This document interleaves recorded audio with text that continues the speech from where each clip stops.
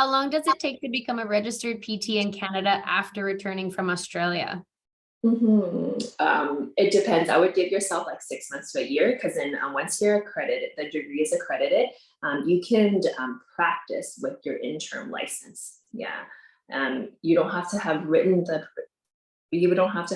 exam yet, but you can still practice if you have the interim license. So about 6 months to a year. Some people, like I mentioned, you can start applying for the accreditation process while you're in Australia, and then come back once you have that license, and then you can practice in that province.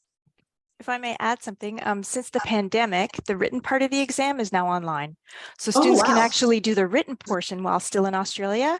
So often students want to stay in Australia and work for a little bit, because the programs are all accredited in Oz.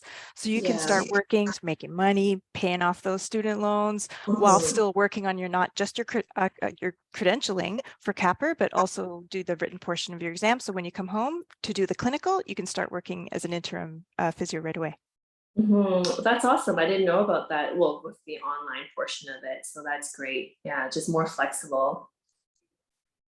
I think this is quite similar. What are the steps to take in Australia before returning to Canada to become a PT? So that would be similar. You're able to study for and write the written part of the exam while gaining experience over there. Do you recommend any study guides or textbooks to follow when preparing for the Canadian board exams?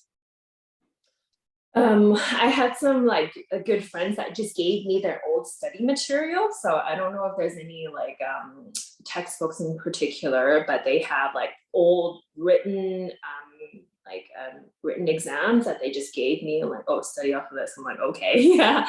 But now there are also PT prep courses that you can pay for it too. And then if you have friends that are in the Canadian program, I'm sure they can kind of give you some information about how it's structured and if it's multiple choice or written.